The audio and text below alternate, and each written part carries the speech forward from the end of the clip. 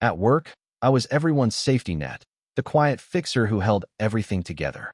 But when I finally built something of my own, I found out just how fast loyalty can turn into envy. People called me the guy who always had it handled. That was the phrase they used. Not genius, not leader, not even hard worker. Just handled. If the printer jammed during a board review, I fixed it. If a client exploded over a missed deadline, I smoothed it over. When someone forgot to prep for a quarterly meeting, I stayed up half the night redoing their slides, quietly, without credit, without complaint. That is how I ended up being the guy who made the place run, even when it felt like no one noticed. My name is Derek Mason, and I have spent the last 8 years inside the same glass-walled office in Chicago, quietly holding the pieces together for a team that treated me like a utility. Not a person, just a tool that worked whenever they needed it. Every company has that person. The one who volunteers when nobody else will. The one who stays until midnight because someone else forgot a step. The one who just gets it done. That was me. I was not flashy. I was not loud. But when the fire hit, everyone came running to my desk like I kept buckets of water under it. At first, I thought it was respect. Then I realized it was dependence. And not the good kind. There was this one time. Jessica from marketing, one of those people who always smiled too wide when she was late, sent the wrong creative files to our biggest client, a logistics group out of Texas with zero patience and even less sense of humor. The presentation was already printing at a FedEx hub when I found out. Instead of panicking, I pulled an all-nighter, recreated the assets, paid for an emergency reprint out of my own pocket, and got them delivered before sunrise. Jessica got praised for the turnaround. I got a thanks, man, and a donut. Another time, the servers crashed on a Friday at 6:40 p.m., 5 minutes after everyone bolted for happy hour. IT was MIA, the CTO was on a flight, and the intern started crying. I stayed. I stayed until 3 a.m., calling every vendor I could find, patching together a backup plan, and manually inputting over 200 lines of data into a temporary system just so our clients would not notice anything went wrong. Nobody asked how I did it. They just said, "Of course Derek figured it out." I carried the weight like it was welded to my back. Never complained.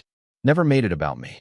But deep down, a part of me kept whispering, "You could be more than this." So I started something. Quietly. On weekends. On lunch breaks. After midnight. I built a project from scratch. Something they did not ask for. Something I believed in. And when it finally worked, when it finally took off, everything changed. Not the way I hoped. People started watching me different. Talking less. Smiling less. Like my success was a threat. Like I had broken some unspoken rule. The same people I used to save started acting like I was the problem. But I am getting ahead of myself. Let me take you back to the moment it all started to shift. The moment I walked into the Monday meeting and realized I was officially alone. It was a regular Monday, gray sky, stale coffee, a weird smell in the elevator that nobody ever talked about. I got to the office early, as usual. The cleaning crew was still vacuuming the hallway when I walked in. My project, the thing I had been building in the background for months, had just cleared its first real milestone. The pilot run showed a 22% efficiency boost. Real numbers. No fluff. I had sent the results to my manager, Cam, late Friday night, not expecting a reply until this week. But by Sunday, word had already spread. I could feel it the second I stepped into the break room. Jessica paused her mid-sentence laugh when I walked in. One of the analysts, Connor, who usually greeted me with a head nod, pretended not to see me. Instead, he focused real hard on the vending machine, like the selection of chips required deep concentration. I poured my coffee, said good morning. Only silence replied. At first, I thought I was imagining it. Maybe it was the leftover adrenaline from launching the system. Maybe I was tired. But the weird tension kept following me. Into the meeting rooms, into passing conversations, into every glance people threw when they thought I wasn't looking. Then came the weekly status meeting. I took my usual seat, back left, near the AC vent that never worked. Cam was up front, pacing with his notes like always, doing that thing where he pretends everything is off the cuff even though he rehearses in front of a mirror. Normally, he starts with numbers and updates. But this time, he cleared his throat and said something that made my stomach twist. "There's been a bit of talk about innovation lately," he began. "Side projects, extra efforts. And while we appreciate creativity, It's important to remember we function as a team here. That line right there, as a team, I knew what it meant. It meant, do not get ahead of yourself. It meant, know your place. He did not say my name. He did not need to. Every eye in that room swung toward me for a split second before darting away. I had never felt so exposed sitting in a room full of people I had helped countless times. I had covered for Connor when he forgot to send a quarterly report. I had coached Jessica through a system update she should have known by now. I had even stayed late with Cam once to clean up a disaster he caused during a client demo. That was the night he said, "Man, I do not know what this place would be without you." Apparently, he figured it out. The meeting droned on. Bullet points, slide decks, smiles that did not reach eyes. I barely heard any of it. All I could think about was that tight, smug tone Cam used. The way he turned my achievement into some kind of warning. The way no one said a word in my defense. I left the room feeling like I had just stepped off a cliff I did not know I was standing on. And waiting at the bottom was a message in my inbox. A message that made it crystal clear. This was not just office politics anymore. The email came from HR, subject line, alignment and collaboration check-in, Derek Mason. At first, I just stared at it. My hands were still warm from the coffee I had not touched since the meeting, but suddenly my whole body felt cold. It was not a complaint. It was not disciplinary. But I had worked here long enough to know corporate language when I saw it. That subject line? It might as well have read, "We see you rising, and that makes us nervous." The message was short, painfully polite. "Hi Derek. Hope your week is off to a great start. We wanted to schedule a brief check-in regarding team dynamics, collaboration alignment, and individual initiatives. Let us know your availability this week. Best, Kelsey People Operations. Team dynamics. Individual initiatives." That was rich. I had worked 10 Saturdays straight, pushed through holidays, took no credit, asked for no raise. And the second I built something outside their box, I became a liability. Still, I replied, gave them Wednesday morning. And then, I sat in my chair and watched it happen in real time. People who used to come to me for help suddenly had it under control. I offered suggestions, and they nodded without taking notes. Slack messages I used to get at all hours stopped. Entire threads now carried on without me tagged once, like I had been quietly voted off the island. But what burned most was the way Kim acted like nothing changed. Every time he passed my desk, he gave that same fake grin. Too many teeth, eyes too still. That afternoon, I pulled up the dashboard for my project, called Keystone by the way. I had picked the name because it meant the piece that holds everything else together. Fitting, considering that was my role in the company for years. Keystone had been running quietly on 3 test clients.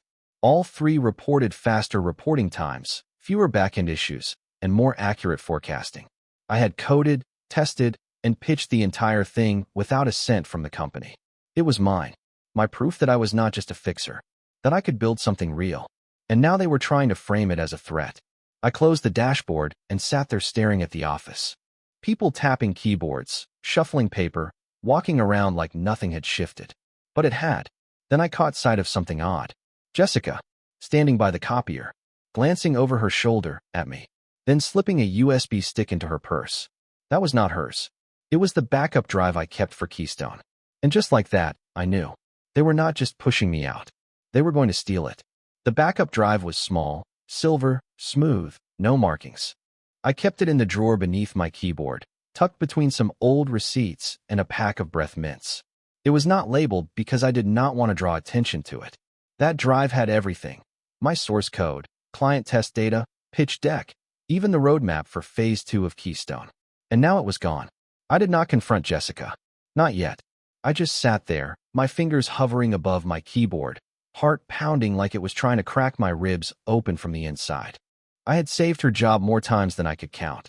Once, she forgot to file a client renewal on time, and the whole contract nearly imploded. I covered for her, built a workaround, got the client back on board. She had cried in my office that day, told me she owed me a drink. Apparently, all debts have an expiration date. I opened the activity logs. I had written a small program to monitor file access on the Keystone folders. Paranoia, maybe, but I had seen too many good ideas get chewed up and repackaged by the wrong people. Sure enough, there it was, access at 9:11 a.m. Internal IP address traced back to the marketing floor. Jessica's floor. The folder she copied? Everything. Not just the dashboard and UI wireframes, but the source files. The engine. My engine. I leaned back in my chair, staring at the ceiling, and tried to breathe. Why? Why would someone I had protected do this? Why now? Then it clicked. They were planning to claim it. Dress it up as a team initiative. Probably integrate it into some upcoming strategy session and act like it had always been part of the company's long-term vision. In their minds, I was just the prototype, a silent tool that got them to the next rung of the ladder. And once they had what they needed, they would drop me. I should have seen it coming. Weeks earlier, Cam had asked me, casually, if I had ever thought about bringing Keystone to a wider internal audience. Back then, I thought he meant support. Now I knew he meant ownership. I was the mule, the bridge, the one who got things across. They never expected me to want credit. They just never thought I would notice. But here is the thing. I had noticed everything. And what they did not know was this. That backup drive? It was a decoy. I had created the dummy drive months ago. Not because I expected betrayal, at least not back then, but because I knew how this company worked. They praised teamwork, but rewarded theft. They preached transparency, but whispered behind closed doors. I had seen too many ideas mysteriously appear in decks with someone else's name attached. So I built two versions of Keystone.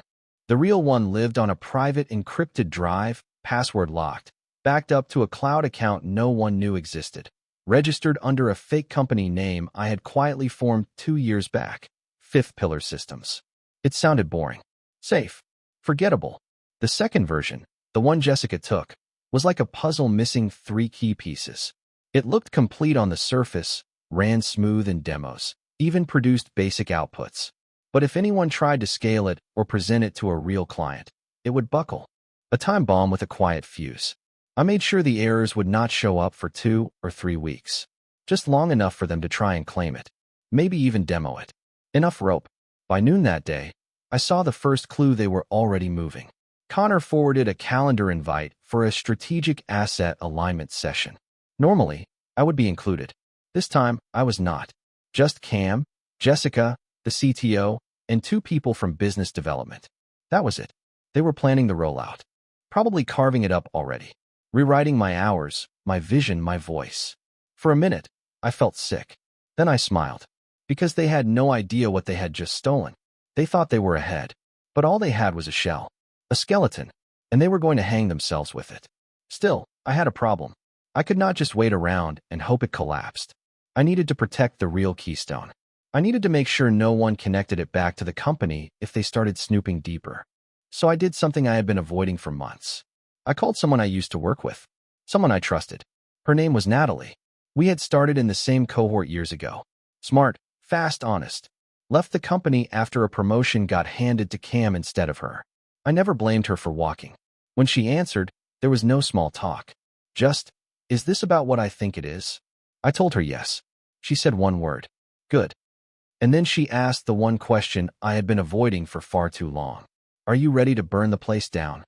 Natalie was always blunt. She did not waste time with sympathy or questions that did not matter. Once I told her what happened, the stolen drive, the internal meetings, the HR check-in, she let out this soft, bitter laugh. That place never deserved you, she said. But now they are going to remember exactly who you are. We met later that night at a diner just outside the city.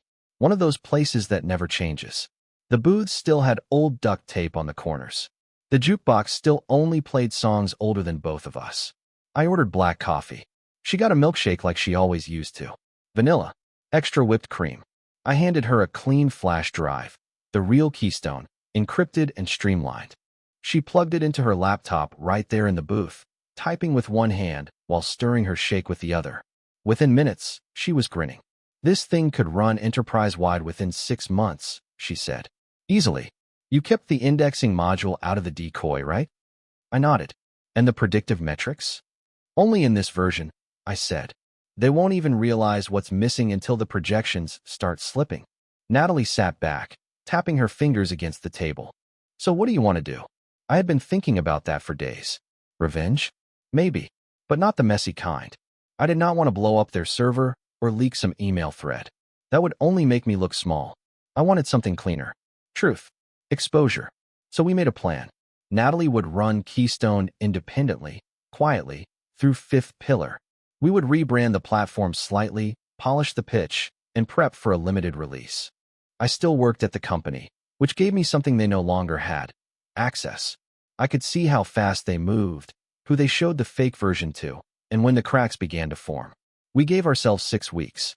6 weeks to build the real launch, find investors, and wait for the moment their version fell apart. But something unexpected happened in week 3. HR called me in early. Not Kelsey this time. Cam was there. So was the CTO. And what they told me, it hit like a wrecking ball to the chest. They did not smile when I walked in. Cam was sitting at the end of the table, arms crossed like he was protecting something. The CTO, Ramesh, looked at the wall behind me the entire time, never quite making eye contact. Kelsey from HR sat beside them, tablet in hand, voice way too cheerful for what followed. "Derek," she said, "we wanted to commend your ongoing efforts. Your name's been coming up a lot lately, in very positive ways." I waited. I already felt the hook behind those words. Kim finally jumped in.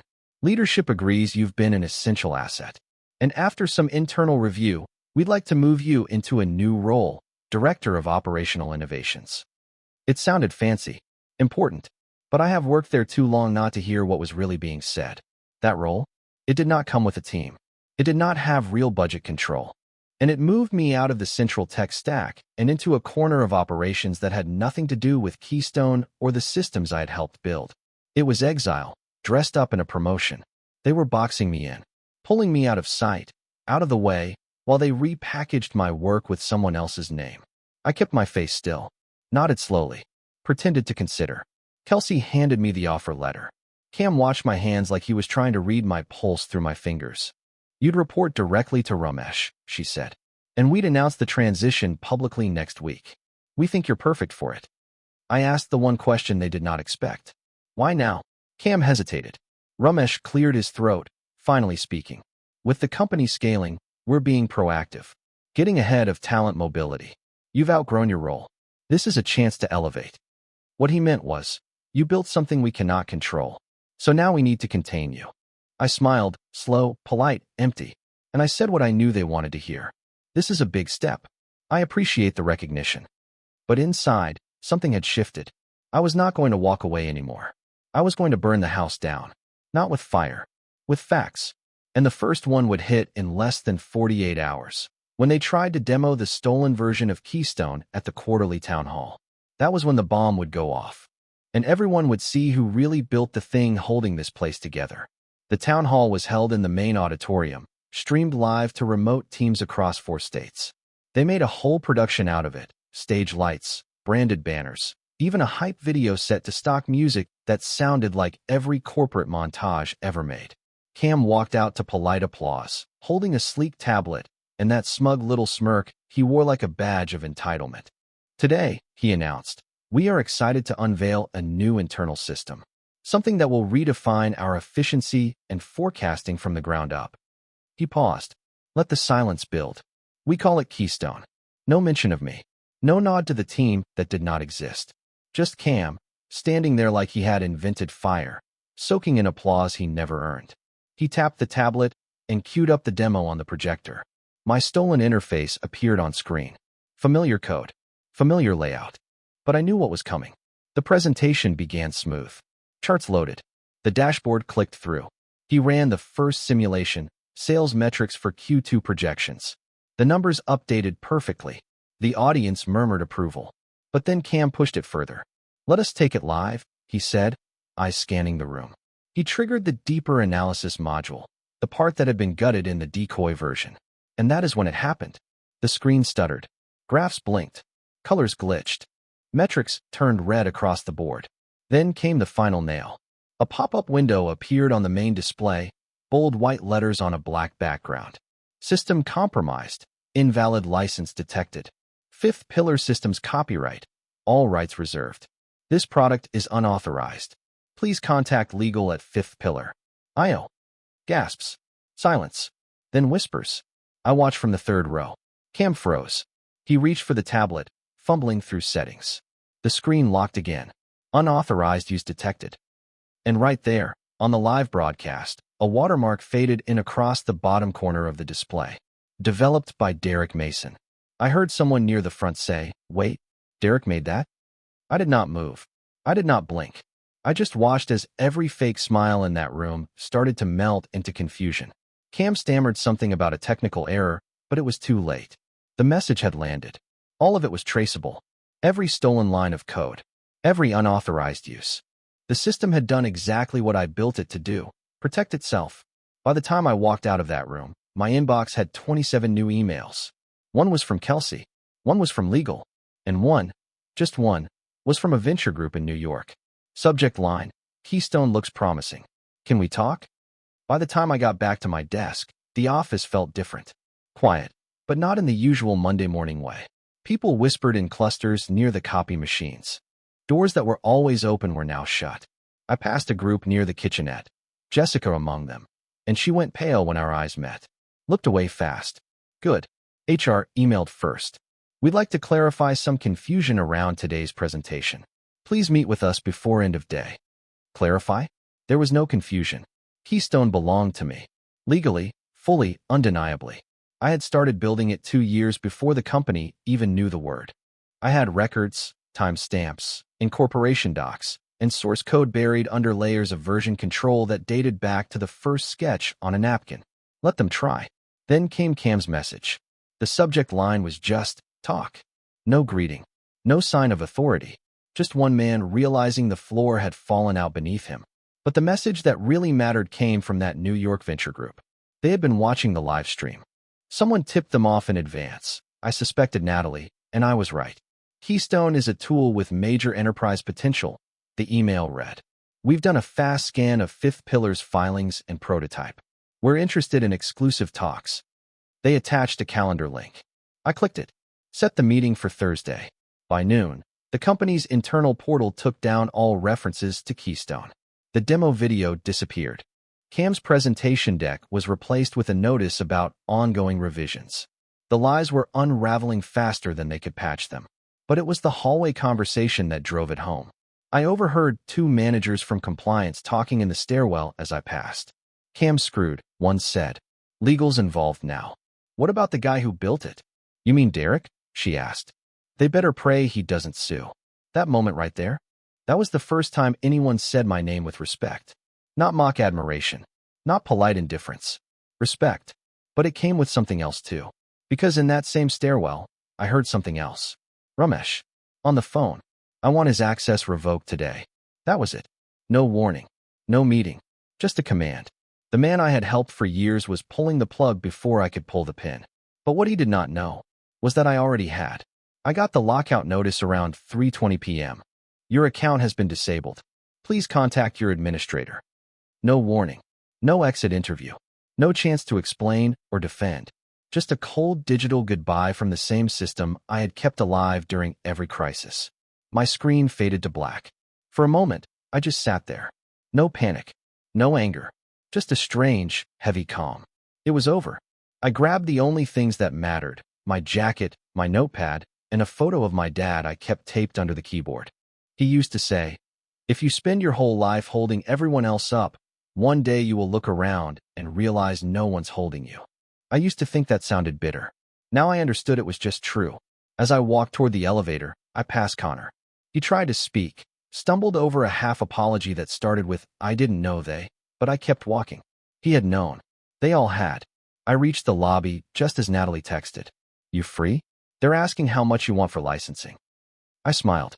She had moved fast, faster than I ever could have on my own. In a matter of days, Fifth Pillar would be real, funded, growing, and Keystone, it would finally become what I always believed it could be, without someone else's name stamped on top of it. Still, walking out of that building hit harder than I expected. 8 years. 8 years of staying late, fixing messes, swallowing pride, and being the reliable one. The one who never asked for credit. The one who always covered for everyone else. And in the end, that same silence I once wore like armor became the thing that kept me invisible. But here is the thing no one tells you about being indispensable. It is a trap. They do not celebrate you. They use you. Then they resent you for showing them what they are not capable of. It took losing everything I thought I needed to realize what I was actually worth. I am done fixing things for people who would rather see me silent than successful. Let them clean up their own mess this time. Because for the first time in my life, I am saving myself.